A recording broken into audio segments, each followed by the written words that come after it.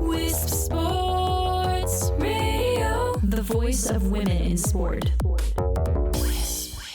Hello, and thank you for downloading the Athlete Profile Show here on Wisp Sports.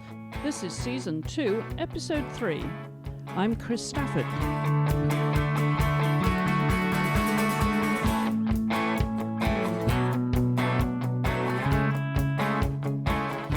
Our guest today is British-based South African triathlete Gillian Curr Sanders, who is aiming for her third Olympic Games in 2020 before she retires after 10 years as a pro.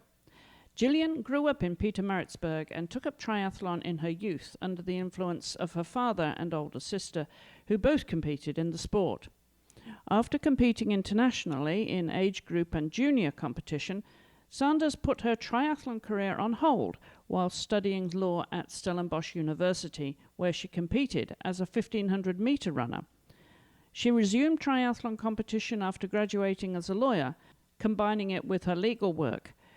And then Sanders chose to focus on full-time competition at the end of 2011. A year later, she competed in her first Olympic Games in London 2012. She is a Commonwealth Games Silver Medalist in the team relay from 2014, a two-time South African national champion in 2012 and 2014, and two-time African champion in 2013 and 2014. Gillian is also passionate about encouraging girls to stay in sport after they graduate and is an ambassador for the South African group Girls Only Project. I spoke to Gillian in Tokyo, where she was preparing for the Olympic test event this week. Gillian, welcome to the program. Thanks for joining me. Thanks so much for having me, Chris. I'm delighted to be on the program today. And there you are, getting ready for the Tokyo test events. And of course, you've got two races this week. So I want to talk, obviously, about your triathlon career. And then later, I want to come to that other piece that you're passionate about, and that is keeping girls in sport at the time when they're tempted to go off and do other things. And that's something that you're also passionate about. But tell us a little bit about where you are in your career now, because your goal is a third Olympic Games, is it? Yes, I've been really, really lucky to have been to two Olympics already, London 2012 and then Rio in 2016. So, yeah, this is going to be my final one. The plan is to retire after Tokyo, but first of all, I obviously need to qualify and get there, which is obviously a challenge in itself. So, yes, I'm sitting in Tokyo at the moment. We have the test events coming up tomorrow, the individual race, and then we have the mixed relay, which is on Sunday morning. So, yeah, it's quite unique at Tokyo because not only do we have individual races, but for the first time, there's also going to be a team mixed relay. So, yeah, it puts an interesting dynamic to it. And, yeah, I'm just, in the qualification process at the moment, racing all over the world, accumulating points, and I really hope to be there next year, or be there as in here in Tokyo, on the start line.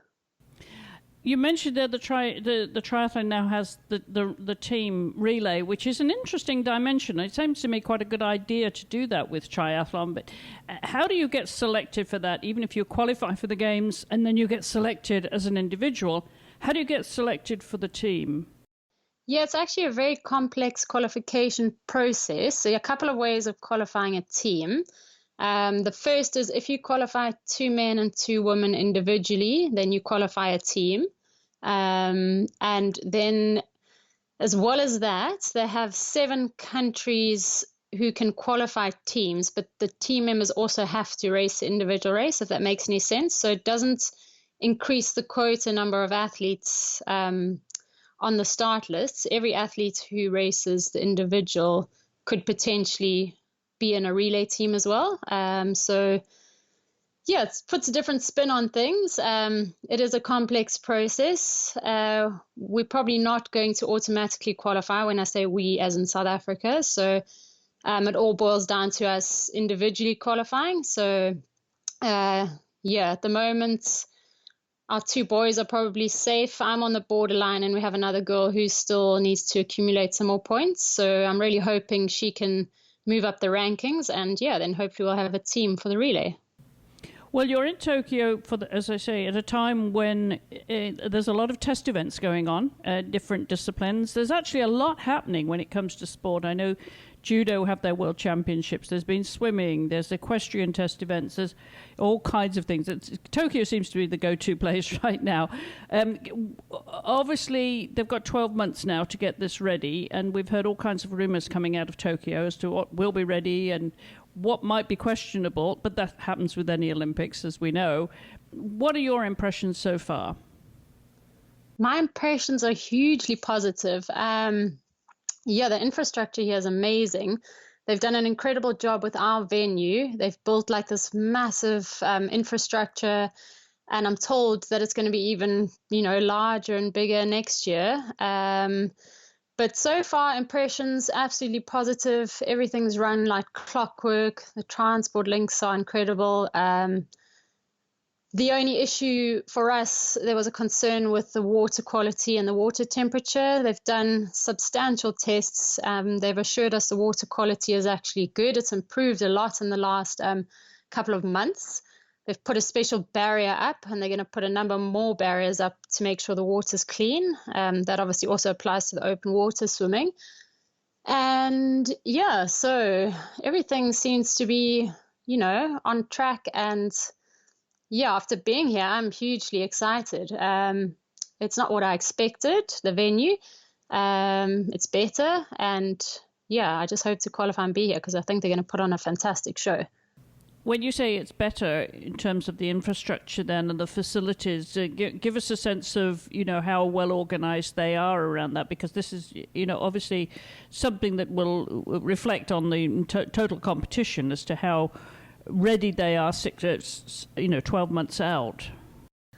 Everything runs on time. The communication is great. You know where to go.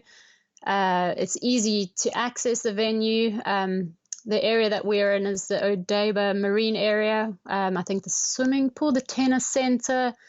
I think a couple of other sports are around this area. And as far as I'm concerned, it already looks ready. So they just seem on top of their game. I haven't obviously been out to the village or the Olympic Stadium, so I don't know how that's progressing. But insofar as the organization of this event is concerned, it seems to be very well run. And how about the weather? Because we heard from other sports that it really is very hot and very, very humid. What sort of temperatures are you experiencing? The weather is incredibly hot. It's more humid than I thought it was going to be. Temperature-wise, we're probably looking at mid-30s, but the real feel is 38, 39, and humidity is massive. I mean, you're talking about 85 to 90% humidity. So even if you go for a walk or a little jog outside, you're dripping with sweat afterwards. So for the endurance events, I don't expect fast times. Athletes are really going to have to prepare for those conditions. Because it's not like anything I've experienced before, really. Wow. Well, as you said, that event is coming up this week. You've got those two events, and this will be, as you said, your final year. Then you're going to be hanging up your bike, so to speak, after Tokyo. But what has prompted you to arrive at that decision, then, Gillian, to retire at this point in your career? I considered retirement after the Commonwealth Games, but once I got there, I felt like I wasn't ready to retire. I've always kind of wanted to finish on my terms and, not be regretting the decision and wanting to carry on. I think so long as you're still loving it, you're still improving and enjoying the day-to-day, then there's no reason to stop. I think I will still be enjoying the day-to-day come next year. But I'm reaching an age where I also want to start a family and that type of thing. So, and I'd like to give that my full attention. I started out in 2011. So I would have been a professional athlete it'll be coming on for nearly 10 years once the end of next year arrives. So, I think it'll be a good time and a good way to finish my career. I'm definitely not planning another 4 years. So, I'd like to just finish on a high. And I love racing in Japan. So, I thought, why not? Why not Tokyo? Yeah, exactly. Why not Tokyo? Sounds like a great plan. And you mentioned you've been a pro athlete now for 10 years, well, will be 10 years. Talk a little bit about what you did prior to that, what your involvement in sport was, and why you ended up choosing triathlon. I raced, at school, I played every sport, I could possibly get my hands on. I was a very active child, and growing up in South Africa, I think we're very fortunate to have that fantastic outdoor lifestyle, and people love their sports in South Africa. So, I carried on with competitive sports. I raced as a junior elite for South Africa. And, this then went on to qualify as a lawyer. And then, the sport took a bit of a backseat after that. I decided to go over to the UK to actually practice law professionally, and gave up on the sports and the sporting career at that stage, and turned my focus to law, and fell out of the sport for quite a long time. And then I was just fortunate to have the London Olympics coming up in 2012. So, and I was in London at the time, and I just thought, that's a childhood dream of mine, and let's go for it. And you had to find a coach then in order to get to that level. Was that easy then? Transitioning to triathlon, putting all the pieces together? No, I wouldn't say easy. I'd raced as a junior elite and up until the age of 18, but I've had like a massive break from the sport and racing at a high level. We're talking nearly 10 years. So I'd been out of action for a while. I'd be carried on running competitively. Not at an international level, but I suppose like at a domestic level. And you know what? It was always a dream of mine. And I was in London, and I was like, well, I've never had a triathlon coach before. I've only ever had a swim coach or a run coach. And I was like, well, let's see how far I can actually go with the right coach and someone who, knows what they're doing. So I just actually Googled my current coach. I found the most qualified coach that I could in the area. Totally random. Met up with him, and the rest is history. He's still my coach, actually. So, How many years is that now? That was, I was still working as a lawyer, actually, when I first started out with him. So we are talking the end of 2010.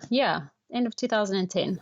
Obviously, that's a partnership that works for you. That's terrific. And yes. And what do you expect you will do that will keep you involved with the sport then once you do retire, Gillian? I definitely want to stay involved with the sport. I don't know what my plans professionally will be once I retire, but the intention is to stay involved with sports. I love triathlon. It's been a part of my life for a long time now. And just hopefully make a difference to other young athletes coming through. I don't want to go back to the job that I was doing before London 2012. I was sitting at a desk and, dealing with insurance litigation, which is not very exciting. And it didn't feel like I was really making a difference in the world. So, it's going to involve sports, and my passion is young athletes, trying to keep young girls in sports. There's such a massive dropout rate. So hopefully I can use some of my experience and my knowledge and my passion for the sport to help others.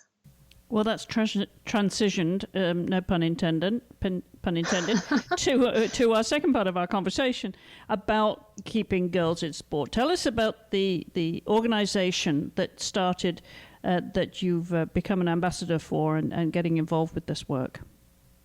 Yes, so the organisation is called the Girls Only Project, and it was started by Kirsten van Heerden, who's an ex-South African swimmer, who's also a sports psychologist.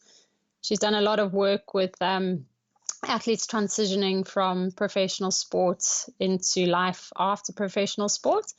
It was her idea to get this initiative going, for it to be a platform for women in sport, girls in sport, where girls can come, communicate with each other, share ideas. There are, I think, 5 of us professional athletes on board from totally different sports, which is quite nice because, it gives a different perspective. And the idea is just to be there, tell our stories, our experiences, and be a platform for young athletes to come and share and gain knowledge. Just hopefully make a difference to women and young girls in sport. And what's the picture that you see then, Gillian, of these girls, falling by the wayside, so to speak, just not staying with the sport? Maybe they went through school, maybe they were pretty good at it, at the sport of choice, but then they drift away. What's the picture you're seeing as to why they drift away? What are the distractions, and why is it hard to retain them in sport? Wow, there are so many different distractions. For me personally, it was, I guess, going away from an environment where everything was organized for me. So you have your PE classes, your mom or your dad takes you to swimming practice or tennis practice or whatever, and then you go off to university, or if you go to work or whatever, and all of that suddenly disappears and you find yourself, a bit lost. So that's one area. There's so many other areas. For example, body image. A lot of girls are falling out of sport because they don't like the way they look in their sports kit, the stigma attached to it. There's a variety of reasons.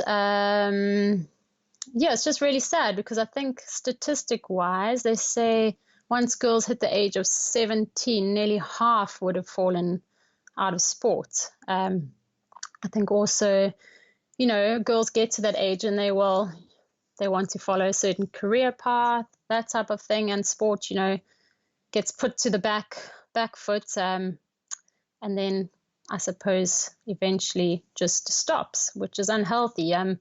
Sports and healthy body, healthy mind go hand in hand. So it's really important to try and keep as many young women in sport as possible. So how do we go about doing that? I know role models are really important, and so by having elite athletes and to connect with, that I would imagine would be very powerful in and of itself. Talk a little bit about the connections that you've made and what the picture is that you're reading when you talk to young girls, and what sort of age the girls are that you're talking to. I guess the picture that I have is also fairly unique from a professional athlete point of view, because I've also worked as a professional. So, I'm proof that you can have a career and you can also be active and keep healthy. There's a variety of ages. So we're looking at school age, young 15 to 17, as well as post-school age. So girls who have gone off to university. It's not limited to, I suppose, any specific age group, but that's where the fallout happens. The massive fallout, as I've already said, happens around the age of 17, which is, I suppose, shortly before girls are finishing school and going off to university. So, the message that I want to convey is you can do both. It is possible to do both. And what more can we do? As you say, have healthy role models to look up to. And I guess universities maybe need to be a little bit more proactive with their sports clubs. For me, I had to go and seek out the athletics club or whatever at university. If I hadn't have done that, I probably wouldn't be where I am today. I wouldn't be doing sports. So, if they could be more proactive in trying to encourage girls to come along, maybe just have like girls only sessions, so they're not put off by the whole body image thing. I suppose that would be one avenue. The club system is excellent, because if you have a group of women training together, they become friends, it becomes fun. Yeah, and I think that's important. Enjoyment is important. You become fit, you become healthy, and it all ties in with a really balanced lifestyle.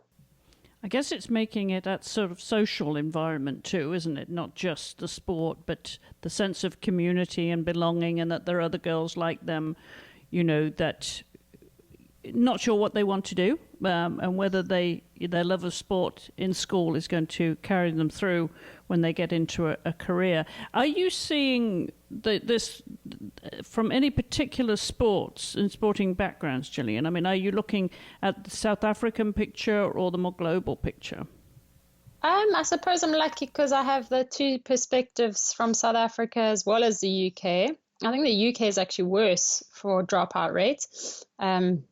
They sell off fields at schools, so they're kind of PE classes. So the dropout rates, I think, in the UK is even younger. I think they've got more of a problem. Child obesity is a massive problem in the UK. So South Africa, possibly a bit better, but I think the dropout rates from university is a problem in South Africa. That's where I almost became a statistic. And I know from experience, a lot of my friends who were sporty at school stopped at university when there wasn't, access to clubs, for example. As you say, women are very social creatures. We like to, have a bit of a natter and have a group of friends to be around. So I think it's important for clubs to become more involved and more encouraging to girls and women. Have you seen a social trend then during your time as a pro athlete when it comes to that younger generation that are coming up behind you? Definitely, yes, absolutely. I've observed like swimming clubs, my swimming club in South Africa. I spent a couple of weeks there. When was it? In May, June. And then the club that I belong to in London started off mostly young male dominated, and now we're overrun with young girls. And for them, it's fun. They go there, they get to see their buddies, they have a bit of a laugh. They're competitive with each other, but obviously in a positive way. And it's lovely. It's such a nice way to grow up.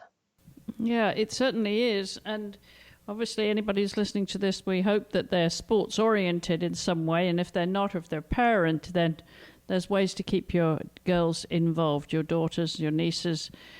Get them involved and keep them involved. And this is a great program, then, the Girls Only Project. And how do we find out more about it, and how can we follow you online with this project, Gillian? So the Girls Only Project, we've only just started out. So the plan is obviously to now grow organically. We're going to have a lot more content coming out. We're on all the social media channels, so on Instagram, on Twitter, and on Facebook. The handle, I can't remember the exact handle, but it's Girls Only, I think, or Girls Only Project. Okay. Easy to find.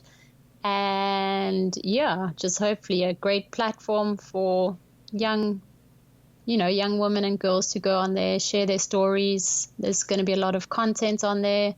Hopefully girls can associate if they're having, issues staying in sport.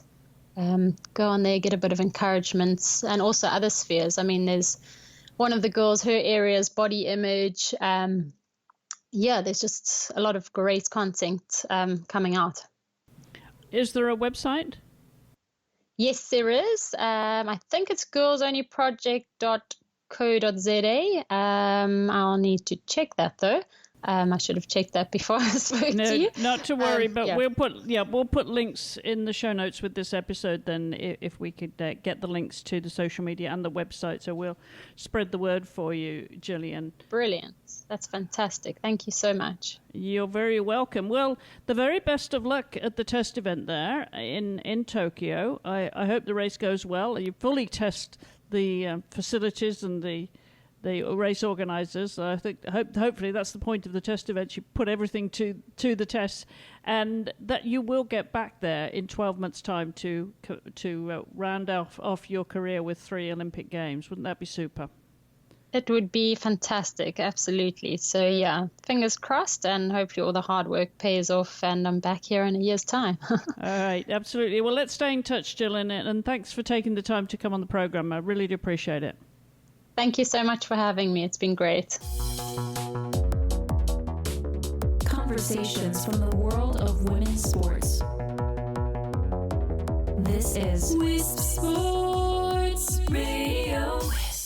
And we will be catching up with Gillian again after the test event when she gets back to Europe. And in the meanwhile, if you'd like to follow her on social media or check out her website, you can find links in the show notes with this episode on our website at wispsports.com. And if you'd like to join in the conversation, do join us on social media. Please follow and share at Wisp Sports.